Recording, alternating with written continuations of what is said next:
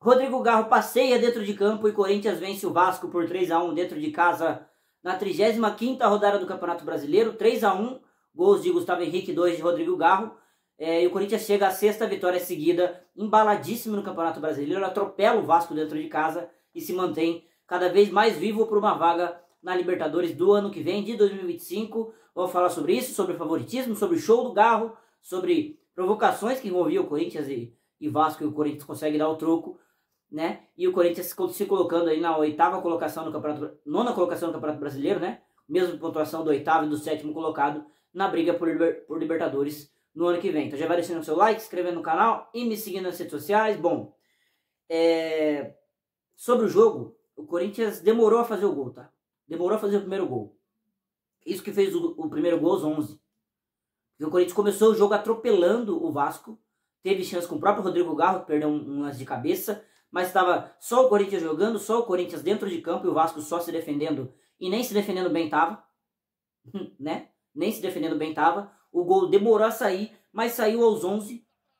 Com o Garro, assim, uma cobrança de escanteio fantástica, né? A bola colocada na cabeça do Gustavo Henrique com as mãos. E o Gustavo Henrique faz um belo gol, faz um belo movimento e abre o placar para o Corinthians. Segundo gol apenas do Gustavo Henrique com a camisa do Corinthians. Mas assim, a cabeçada é bonita, mas o cruzamento é fantástico, né, cara?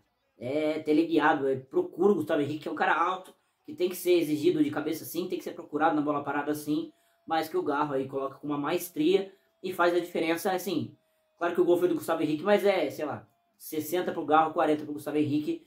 1-0 pro Corinthians, que aí abre a porteira. Abre a porteira, porque aos 15 já consegue fazer o segundo. O Mateuzinho recebe uma bola na lateral direita. Ótima partida do Mateuzinho, inclusive. Ele podia ter cruzado de primeira, ou sem pensar, né? Só jogado a bola para a área, mas ele segura, espera, olha a movimentação do Romero, acha o Romero dentro da área. E o Romero dá um toquinho pro Garro, que a bola desvia ainda no jogador do Vasco. E o Garro bate praticamente um pênalti, né? Solta o pé ali, sem marcação nenhuma, a bola desvia, cai a mercê do camisa 10 para fazer 2-0 pro Corinthians com 15 minutos de jogo. Aí, méritos do Mateuzinho de ter a calma na jogada, assim como teve no jogo contra o Palmeiras, né? Que resultou no gol do Garro, né? De receber, de acalmar e de ajeitar pro Garro fazer o gol no derby. Teve a mesma calma nesse jogo contra o Vasco, nessa jogada. Acha o Romero inteligente, acha o Garro. E o Garro faz 2-0, belo gol do Corinthians pelo conjunto, né? Pelos acertos seguidos da equipe. O Corinthians consegue fazer 3-0 aos 25, né? Aí, uma bola que é do Romero, no mesmo lugar do Mateuzinho ali, né? Ele olha para a área, não joga a bola para a área de qualquer jeito, ele procura o Garro, ele dá uma sorte enorme do Galdames, tem uma falha bizonha, né? A bola tava totalmente pro jogador do Vasco, ele falha na entrada da área, assim, cara, bizarro a falha do cara. Mas a bola cai no pé do Garro, que já domina de chaleirinha e a mercê para fazer o gol e faz um golaço, né? 3-0. Se o primeiro gol do Garro, o segundo do Corinthians, foi um pênalti batido, né? Que a bola caiu a mercê pro camisa 10 e ele soltou uma bomba, a bola até foi no meio, mas entrou. Nessa não, nessa ele domina, ajeita, claro que tem espaço, claro, mas se posiciona e dá uma paulada no canto esquerdo do Léo Jardim. 3-0, golaço do camisa 10. E que partida já vinha fazendo o camisa 10 ali, né?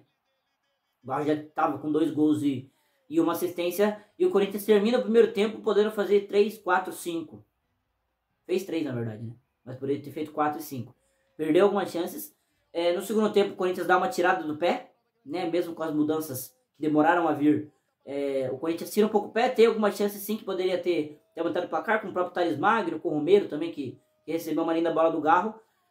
Mas o Corinthians acaba tomando o primeiro gol, né, que é uma jogada do Puma Rodrigues ali na ala direita, que ele limpa o Breno Bidon, deixa o Bidon no chão, limpa depois o Bidu, se eu não me engano, e bate de esquerda, e aí a falha do Hugo Souza, né?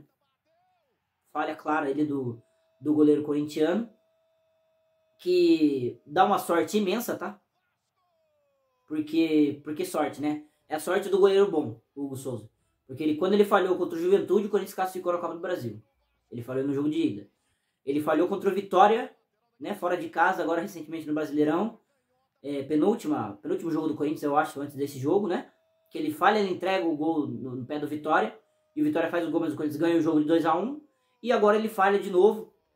Uma falha feia, tá? Uma falha ruim, que ele erra o tapa, ele erra o tempo de bola. E sofre o gol, mas erra num jogo que o Corinthians estava 3-0 e que o jogo acabou desse jeito. O Hugo não pode errar, assim como eu disse no jogo contra o Vitória, né?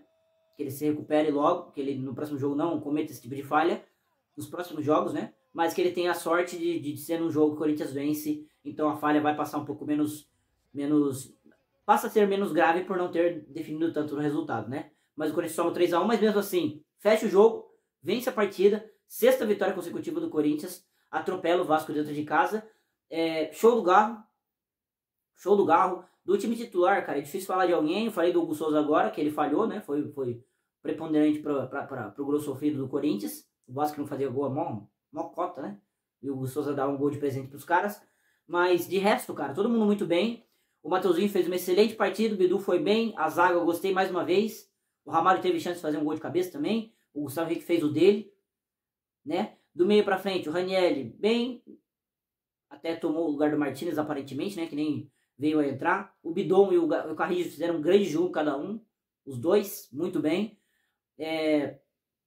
A gente jogou com o Romero e Thales Magno na frente, que perderam algumas chances sim, mas se movimentaram, criaram chances, participaram bem, poderiam ter feito gols, um para cada lado, pelo menos, um para cada um, mas perderam as chances, mas que não fez falta porque o show foi todo do Rodrigo Garro, né?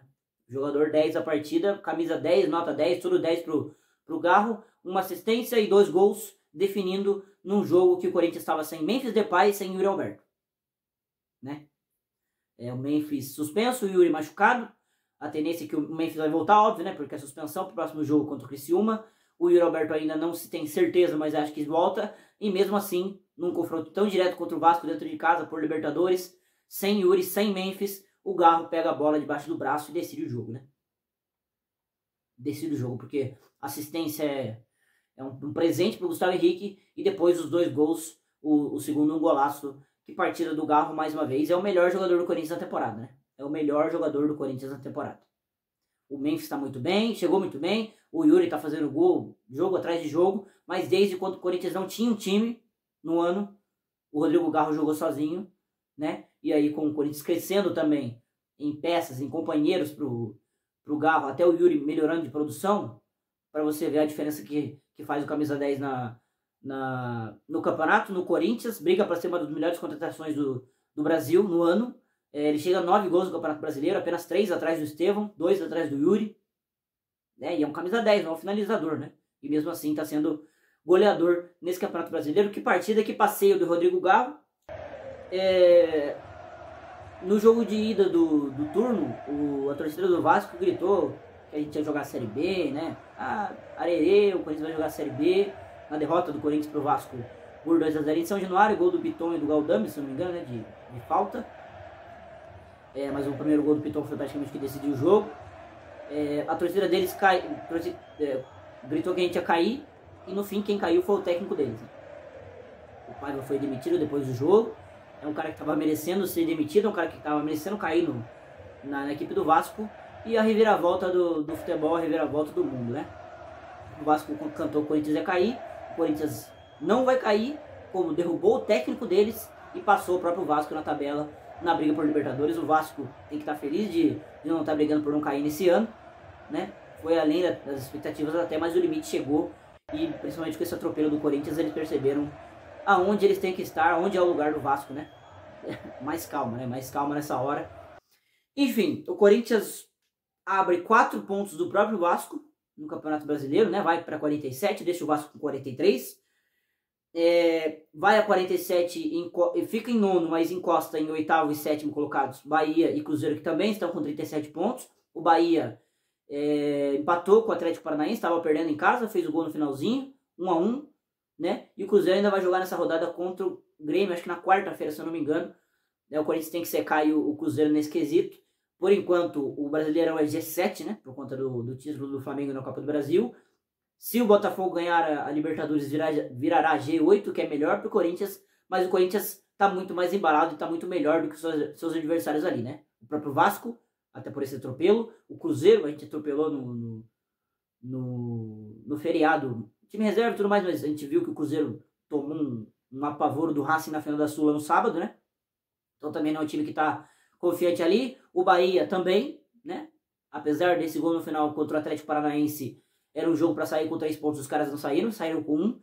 Então, uma tabela que está favorecendo o Corinthians sim, mas que só se colocou possível pelos 18 pontos consecutivos que o Corinthians conquistou. 18 pontos consecutivos. 6 vitórias seguidas. É muita coisa, né? Cara, inacreditável. Inacreditável. A gente sonhava fazer em 42, 43, 44 pontos no Campeonato Brasileiro. Agora a gente está com 47. Na mesma pontuação do 7º colocado.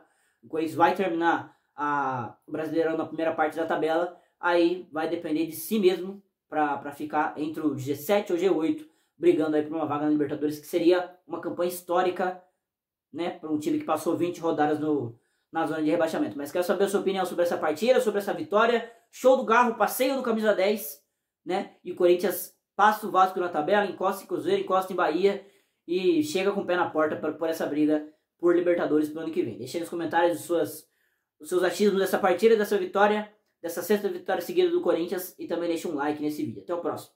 Tchau!